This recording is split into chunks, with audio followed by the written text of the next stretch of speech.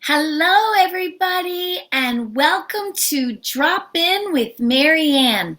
I am Marianne. I am a teacher at Brock University, and I teach English as a second language. I am really happy that you are able to join me today on this beautiful sunny day in St. Catharines.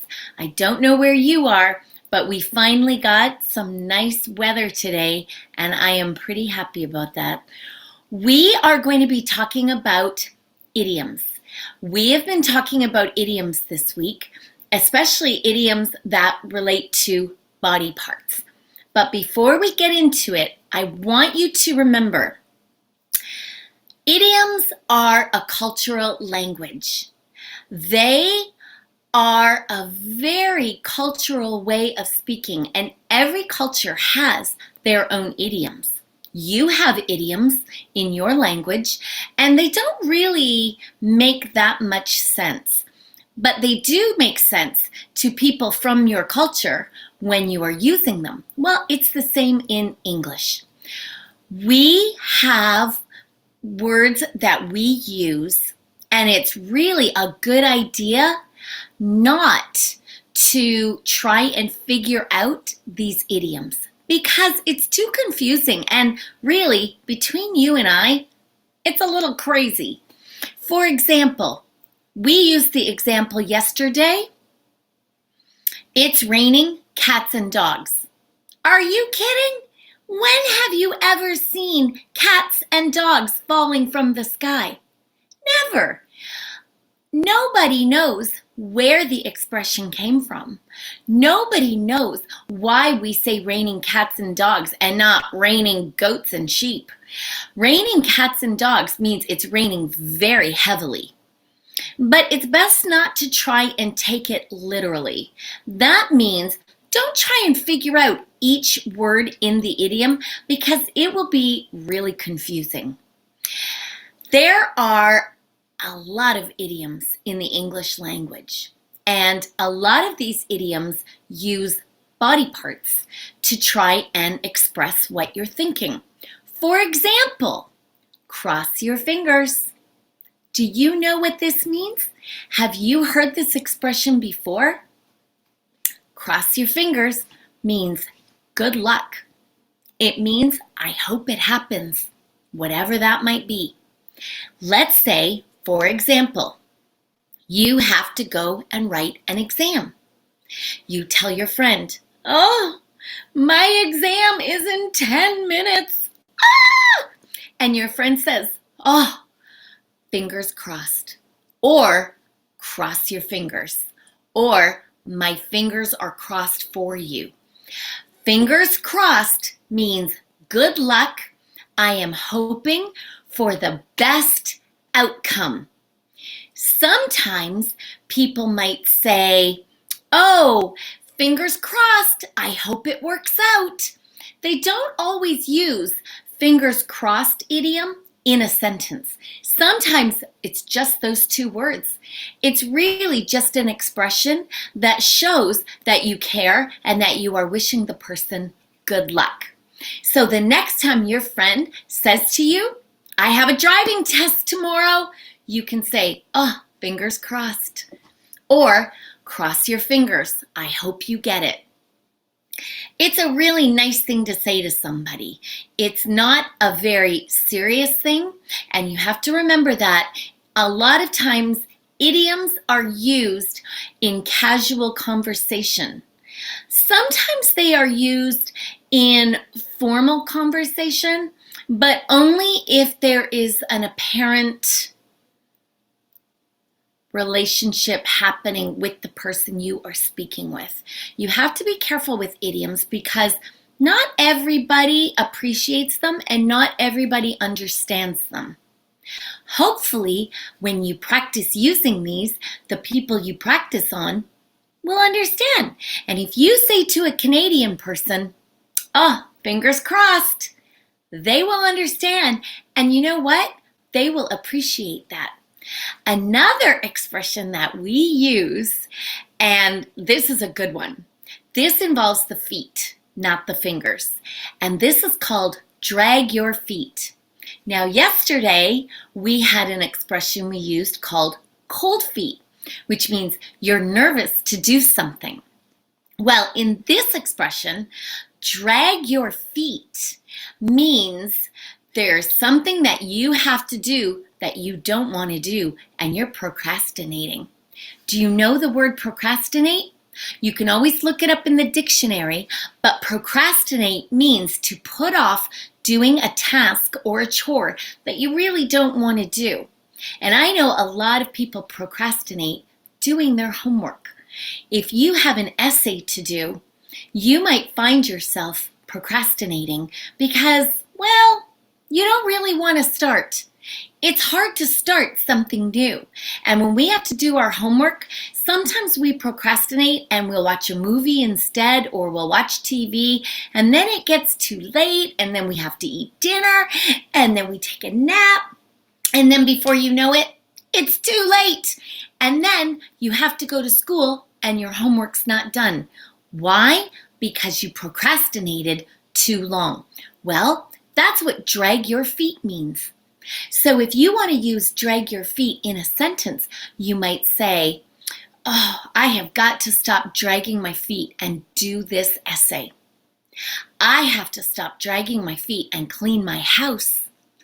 You can drag your feet about anything because it just means putting off or procrastinating.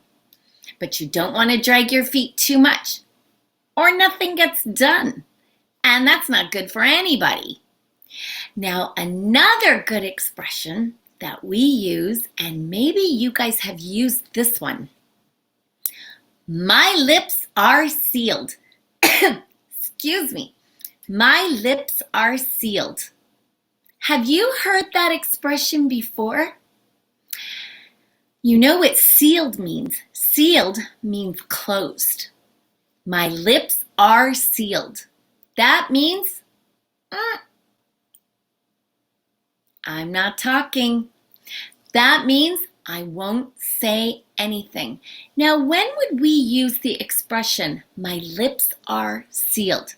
Well, if your friend tells you a secret and she says, don't tell anybody, you could respond with, don't worry, my lips are sealed. That means you won't say anything to anybody, you won't tell her secret, and nobody will know what she told you. My lips are sealed. That is a very good characteristic for a friend to have. You don't want your friend blabbing all over the place to everybody about the secrets that you told them. So keep your lips sealed. It's good.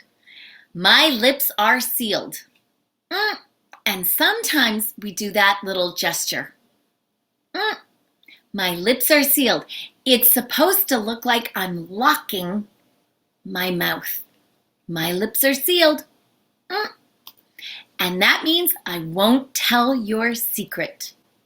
Now, I love idioms that have to do with the body because most people understand what that means without really having to think about it. Here's another idiom I want you to try and figure out, okay? This one is bite your tongue. What? Bite your tongue. Well, my lips are sealed means I won't tell your secret.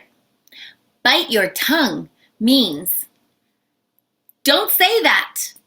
Don't talk. Stop talking. Bite your tongue. The difference is my lips are sealed is a positive thing to say to your friend to reassure them. Bite your tongue is another way of saying be quiet. Don't say that. Now, we are not going to say to somebody, bite your tongue if it's something good. If somebody says, oh, cross your fingers, you're not going to say, bite your tongue. That's not very nice. Bite your tongue can be a joke, but it can also be serious. And you have to be careful how you use it. Remember, you guys, When you are in Canada, Canadians love to smile. Most Canadians. There are some Canadians that need to smile more, I'll tell you that. But a lot of Canadians like to smile. So if you have an idiom like bite your tongue, try and smile when you say it. Unless you're a little bit angry, then you don't want to smile. Now, let's practice when we would use this expression, bite your tongue. It's pretty strong. Now, let's say you are talking to somebody. I'll say your friend because this can be a friendly conversation. But let's say you are talking to your friend and your friend says something that you don't like and you don't want to hear. You might say, hey, bite your tongue. For example, let's say you have a boyfriend or a girlfriend and your friend comes up and tells you something about that boyfriend and girlfriend that you don't want to hear or you don't like hearing. You might say, hey, bite your tongue. Don't talk that way about them. And you can say that. You don't have to yell. You don't have to be angry. But bite your tongue means stop saying that and don't speak that way. Now, you might say, well, where did that expression come from? Who goes around biting your tongue? Well, nobody. Have you tried to talk like this? You can't talk when you bite your tongue. So, bite your tongue means stop talking. Try. I'll give you $100 if you can talk and bite your tongue at the same time. No, I won't. I really won't. But my friend Emily will. All right, another idiom that we use is with the ear. Play it by ear. Have you heard this? Play it by ear. What? That sounds crazy. Don't try and figure out what that means literally. Try and figure out what it means holistically. That means generally. We don't want to know what that means, play it by ear, literally, because idioms are not literal. Idioms sound like crazy talk, so we don't take them literally. We have to understand them generally. Now, if you play something by ear, well, there are two ways to use this. Number one, if you play music and you play by ear, that means you only have to listen to the song one time or two times and you can play it. If you can play by ear, that's a pretty good skill. If you can play an instrument by ear, that means you don't read the notes. You don't need to read the notes. The notes don't really help you because you listen and so you play by ear. Now, a more common way to use this idiom is when you do something without planning. Do you want to go to Toronto tomorrow? Let's play it by ear. I'm not sure what my plans are. Let's play it by ear. That means you need to wait. Let's see. Let's see how the day progresses and how the plans progress, and then we'll know if that's something we want to do. I might say to my friend Kim, do you want to go to Johnny Rocco's for dinner? And she would probably say, oh, let's play it by ear. I'm not sure if I feel like that place. You don't know. Maybe if you say to somebody, do you want to go to Doc's for a beer? They might say, sure, let's go. But if they say, let's play it by ear, they're not talking about right now. They are talking about in the future. It could be an hour. It could be 2 hours. It could be tonight. It could be next week. It's in the future, but it is not right now. You don't answer somebody with, let's play it by ear, if you are talking about right now. That doesn't make sense. It has to be future. Do you want to go to the library and study for our exam? Yay! Yes! Well, your friend might say, oh, when? And you could say, tonight, after dinner. Oh, let's play it by ear. I might be watching TV. Now, that's how we use let's play it by ear. It is just an expression that we use to say, not sure, let's wait and see. Another idiom that we use, and this is a pretty good idiom, but also I think you have to be a little bit careful the way you use it. This one is keep your chin up. Keep your chin up. Does that mean you walk around like this? Hi, how are you? Are you ready for school? No, you are not going to walk around with your chin in the air. But what this idiom means is keep your chin up, keep going, be strong, don't give up. We use this expression a lot when somebody is feeling down. If somebody is feeling sad, we can say, oh, keep your chin up, it'll get better. And this is a friendly expression that we use with people. You don't say this expression in any way except to try and show support. Now, you are going to want to be careful how and the circumstances that you use keep your chin up. It shouldn't be something super serious. It should be something that's a little bit casual. For example, I think I failed my test, but I'm not sure. I'm really worried. Your friend might say, keep your chin up.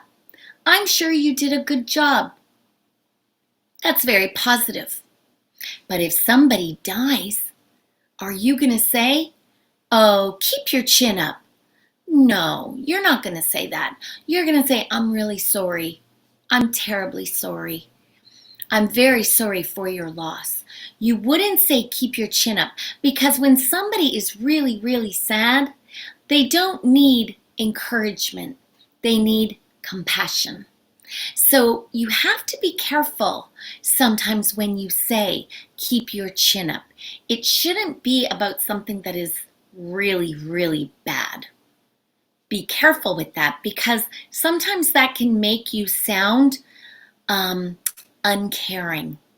And nobody wants to feel that way. Now, another idiom that you might want to use, and this is a good one, is get off my back. Get off my back. What? Who's on my back? Nobody. It's just an idiom. Don't take it literally. But how does it feel if somebody gets on your back? Is it heavy? Probably. So the expression get off my back means stop bothering me. Stop bugging me about this. Now, what does that mean? Well, let's say you borrowed $10 from your friend. Your friend gave you the $10, and then 10 minutes later, your friend said, do you have my $10? You said, no, I'll have it tomorrow. The next day, your friend says, do you have my $10? You're like, no, but probably this afternoon. All day long, your friend is saying, do you have my $10? Do you have my $10? Where's my $10? Do you have my $10? You might turn to your friend and say, get off my back. Stop bothering me. I will give you the $10 when I go to the bank. Or when I find my phone, I can e-transfer you the $10. Get off my back. Now, remember you guys, you have to be careful with get off my back. It is not a friendly expression. It is not going to make friends.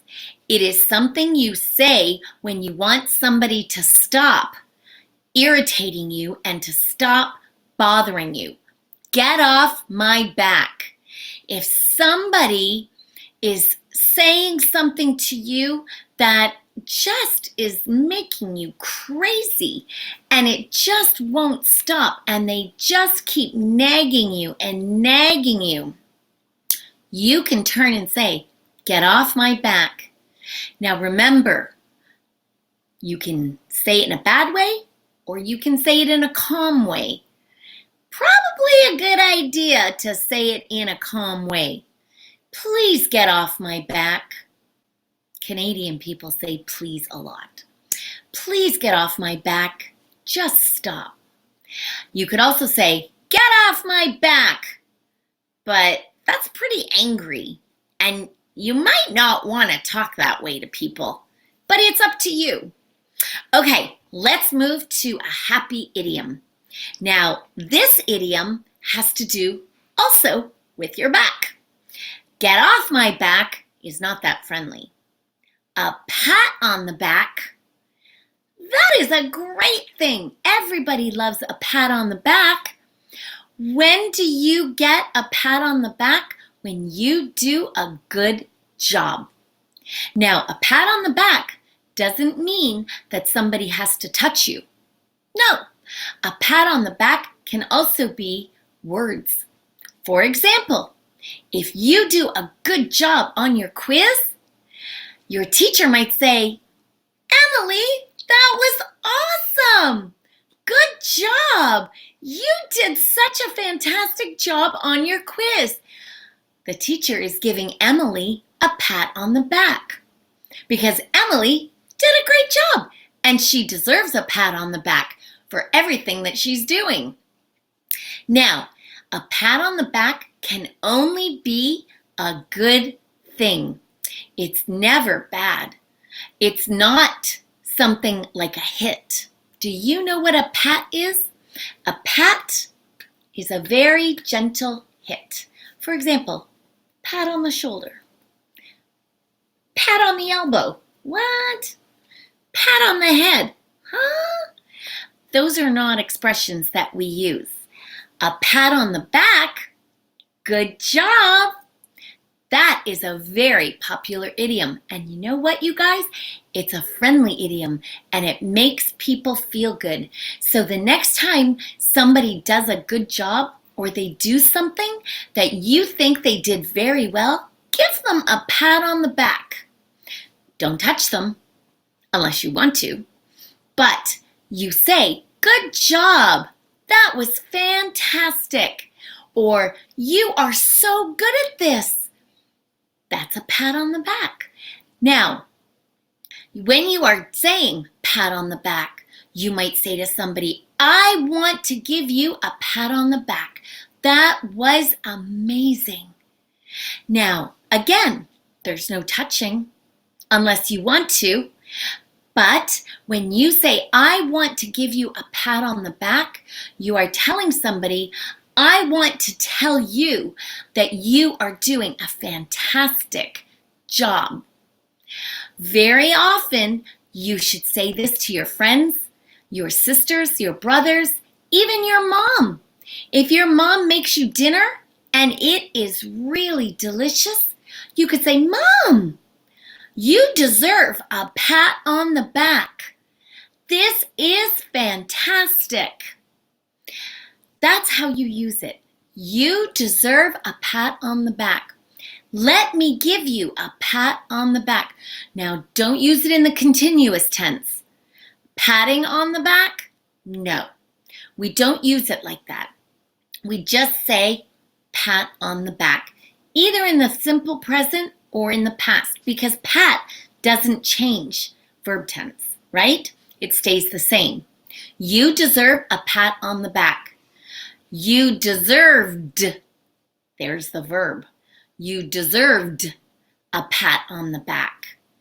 I pat you on the back last week when you did a good job. Now, I suppose you could say that, but that sounds really awkward. But you could say it. It does make sense. But it makes more sense if we're speaking in the present or if we're giving a suggestion. Use the modal should. You know what? You should give him a pat on the back. He's doing a great job. You should give him a pat on the back. He did good on his test, or he did well on his test. You can use pat on the back for pretty much any job. That was a good job. And I like to use this one a lot because I think it is very popular and I think it is a very friendly thing to say to somebody. Now, I'm going to leave you with my last idiom, and this is sweet tooth. What? Tooth. Is it sweet? What does that mean? You have a sweet tooth. Well, a sweet tooth means you like sugar. Do you like sugar? Do you like desserts? Do you like candy? Do you like sweet milk chocolate? Then you have a sweet tooth. Remember yesterday we talked about if something is a piece of cake? If something is a piece of cake, that means it's very easy. Now, if you have a sweet tooth, you're probably going to hang up from this podcast and you are going to go and eat a piece of cake.